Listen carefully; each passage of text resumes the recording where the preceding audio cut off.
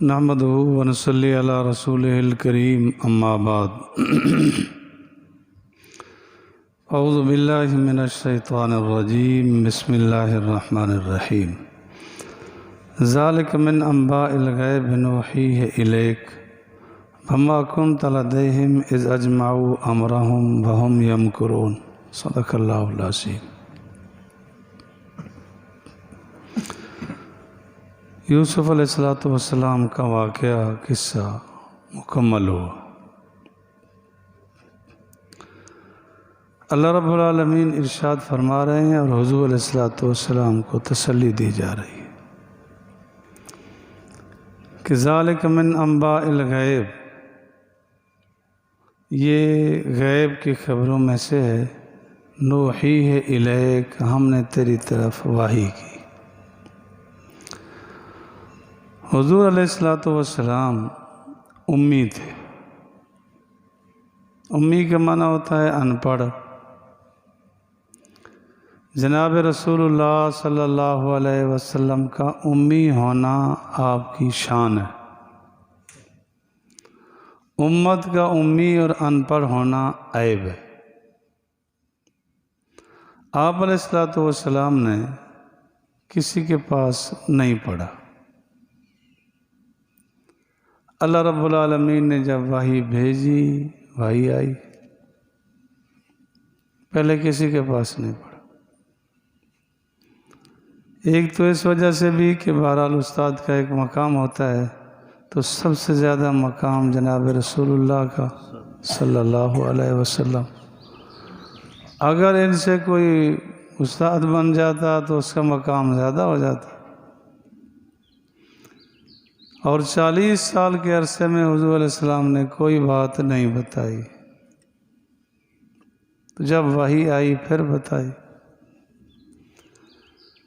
تو اللہ تعالیٰ فرما رہے ہیں یہ غیب کی خبروں میں سے ہے۔ اللہ نے فرمایا بھی وما کنت تعلمها ولا قومک، نہ تو جانتا تھا نہ تیری قوم جانتے تھے، اس سے پہلے کسی کو پتہ نہیں تھا، تو اللہ نے بتایا۔ غیب دان صرف اللہ کے ساتھ ہے۔ بار بار عرض کیا جاتا ہے کہ زمانہ ماضی، حال اور استقبال، تینوں زمانوں کا علم بغیر کسی آلے اور ذریعے کے حاصل ہو، اس کو کہتے ہیں علم غیب۔ یہ صرف اللہ رب العالمین کا خاصہ ہے اور کسی کا نہیں۔ ایک ہے غیب کی خبریں، غیب کی اطلاع، تو سب سے زیادہ علم جناب رسول اللہ صلی اللہ علیہ وسلم کے پاس تھا۔ غیب کی خبریں بتائی گئی۔ سارے اختیارات کا مالک اللہ ہے، جس کو جو چاہے دے دے، بتا دے، نہ بتائے۔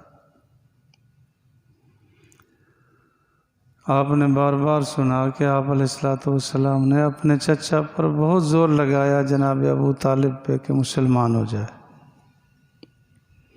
لیکن اس نے کلمہ نہیں پڑھا۔ آپ علیہ السلام نے جب دیکھا کہ کفر پہ اس کی موت آ گئی تو بڑے دکھی ہوئی۔ اللہ رب العالمین نے بطور تسلی فرمایا انک لا تہدی من احببت ولکن اللہ یہدی من یشاء، یہ ہدایت کا اختیار تیرے پاس نہیں ہے، میرے پاس ہے، میں جس کو چاہوں ہدایت دیتا، جس کو چاہو نہ دے۔ تو غیب کی خبریں آپ علیہ السلام کو بہت بتائی گئی۔ آدم علیہ السلام سے لے کے جناب عیسیٰ تک کی ساری خبریں بتائی، قبر حشر کی بتائی، جنت جہنم کی بتائی، حشر کی بتائی، کل قیامت کے دن کیا ہوگا۔ یہ غیب کی خبریں، ذالک من انباء الغیب نوحیہ الیک، یہ غیب کی خبروں میں سے نوحیہ الیک، ہم نے تیری طرف وحی کی۔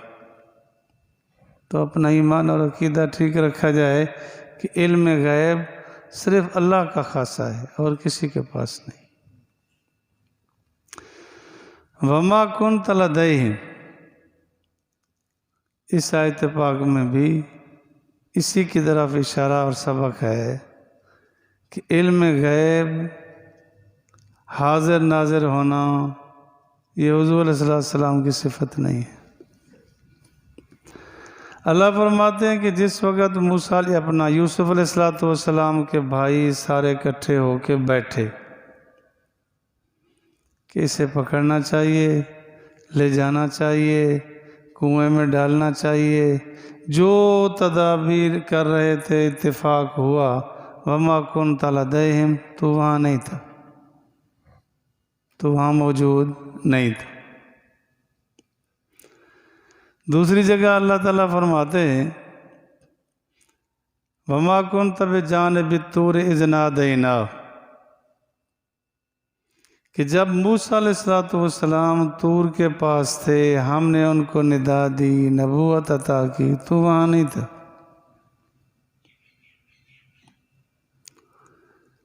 اور مقام پہ اللہ تعالیٰ فرماتے ہیں وما کنت لدیہم اذ یلقون اقلامہم، کہ جب حضرت مریم کے متعلق مشورے ہو رہے تھے کہ وہ کہتا ہے میں پرورش کروں گا، وہ کہتا ہے میں کروں گا، میں کروں گا، تو وہاں نہیں تھا۔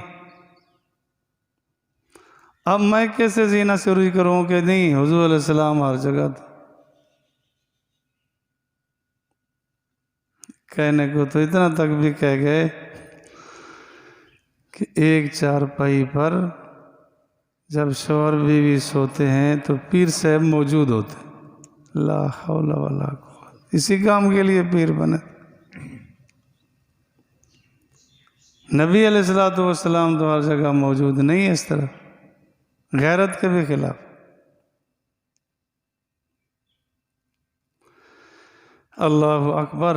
تو حاضر ناظر ہونا ہر وقت، ہر لمحہ، ہر گھڑی، یہ صرف اللہ کا خاص ہے۔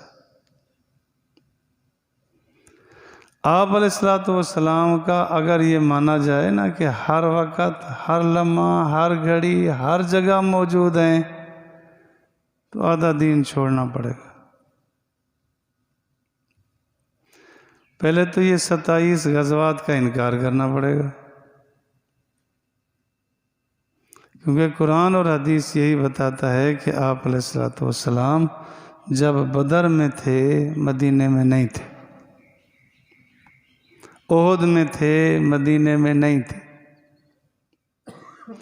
آپ علیہ السلام غزوہ تبوک میں تھے مدینے میں نہیں تھے۔ 27 غزوات جن میں آپ علیہ السلام نے بنفس نفیس شرکت کی ہے، اس کا انکار کرنا پڑے گا۔ معراج کا انکار کرنا پڑے گا کہ حضور علیہ السلام نے ساری وضاحت بتائی ہے کہ میں مکہ معظمہ سے مدینہ، بیت اللحم، بیت المقدس، پہلا آسمان، دوسرا آسمان، تیسرا آسمان، کہ ادھر بھی ادھر بھی، تو ہر جگہ حاضر ناظر ہونا جس کو اللہ نے ایسا وجود عطا کیا ہو نہیں ہو سکتا۔ اس کے لیے حیض اور جگہ چاہیے ہوتی ہے اس وجود کے لیے۔ ہجرت کا انکار کرنا پڑے گا۔ کیا آپ علیہ السلام ہجرت کر کے مکہ سے مدینہ گئے؟ احادیث کی کتابوں میں لفظ آتے ہیں جا رسول اللہ صلی اللہ علیہ وسلم، ہم بیٹھے تھے حضور تشریف لے آئے۔ ذہب رسول اللہ صلی اللہ علیہ وسلم، ہم بیٹھے تھے حضور تشریف لے گئے۔ تمام احادیث کی کتابوں میں ایسے ہی لفظ ہیں، ان کا کیا ہوگا؟ تو ذخیرہ حدیث سارا چھوڑنا پڑے گا۔ غزوہ خندق میں تو یہ عقیدہ اور ایمان کہ ہر جگہ، ہر لمحہ، ہر گھڑی حاضر ناظر ہونا، یہ صرف اللہ کی صفت ہے، کسی اور کی صفت نہیں۔ وما كنت لديهم، اللہ فرماتے ہیں کہ تو وہاں موجود نہیں تھا، اذ اجمعوا امرهم، جب انہوں نے اتفاق کیا اپنے معاملے میں، مشورہ کر رہے تھے کس طرح کر لیں، اس طرح کر لیں، تو وہاں نہیں تھا۔ وہم یمکرون، اور وہ تدبیریں بنا رہے تھے کہ ایسے کر لیں۔ وما اکثر الناس، نہیں ہیں اکثر لوگ، اگرچہ تو حرص کرے ایمان لانے والے۔ سیدنا آدم علیہ السلام سے لے کے نوح علیہ السلام کے ابتدائی زمانہ تک امت واحدہ تھی، امت واحدہ، ایک امت، اور اللہ کی وحدانیت پر چلنے والے تھے بس۔ اس کے بعد شرک شروع ہوا۔ نوح علیہ السلام کے کچھ عرصے کے بعد، یعنی ان کی نبوت کے کچھ عرصے چلنے کے بعد ہی پھر شرک جیسے شروع ہوا، پھر اکثریت کفر پہ رہی، اکثریت کفر پر۔ بس یہی کہا جا سکتا ہے جو احادیث میں، روایات میں معلوم ہوتا ہے کہ عیسیٰ علیہ السلام جب تشریف لائیں گے، جس علاقے میں تشریف لائیں گے وہاں تو ہوں گے سارے ٹھیک، دوسرے علاقے وہاں اس وقت بھی کفر ہوگا۔ اس زمانے سے لے کر آج تک، آج سے لے کر قیامت تک اکثریت کافروں کی رہے گی۔ اور ہم نے جو اور فیصلے کر رکھے وہ تو ماشاءاللہ ویسے خوب ہے نا کہ جمہوریت سے فیصلہ ہوگا، تو اکثریت کو دیکھا جائے گا، اس میں معیار کیا ملے گا جہاں بھنگی اور صدر برابر تلیں، جہاں شیخ الحدیث اور اعلیٰ درجے کا بدماش ان کو برابر تولا جائے، وہاں کیا انصاف ملے؟ انصاف تو صدیق اکبر کے زمانہ میں دیکھیں، سارے صحابہ میں باقی معاملات اپنے اپنے چل رہے تھے، ایک جملہ فرمایا الائمۃ من القریش، کہ خلیفہ قریش سے ہوگا، سب نے کہا ٹھیک ہے۔ قرآن پاک کے جس وقت لوگ آ گئے کہ انکار کرنے لگے کہ زکوٰۃ نہیں دیں گے، ختم نبوت کے منکر آ گئے، سارے صحابہ ایک طرف تھے، صدیق اکبر کی رائے ایک طرف تھی، اسی ایک کی چلی، وزن تو ہے نا، لیکن نہیں، اکثریت کی طرف جائیں۔ حضور علیہ السلام کے پاس آئے، کہنے لگے مشرکین کہ جی آپ کہتے ہیں ہم حق پر ہیں، ہم کہتے ہیں ہم حق پر ہیں، تو ووٹنگ کرا لیتے ہیں، لوگوں کی رائے لے لیتے ہیں۔ تو اللہ تعالیٰ نے آیت پاک اتاری، وَإِن تُطِعْ أَكْثَرَ مَنْ فِي الْأَرْضِ مَنْ يُضِلُّوكَ، کہ اگر تو نے ان کی اکثریت کی اتباع کی تو گمراہ ہو جائے گا، تو اکثریت تو جہالت پر رہے گی۔ دین سیکھنے والے اپنے چک میں غور کر لیں کتنے، باقاعدہ نماز پہ آنے والے کتنے ہیں ہمارے بھائی،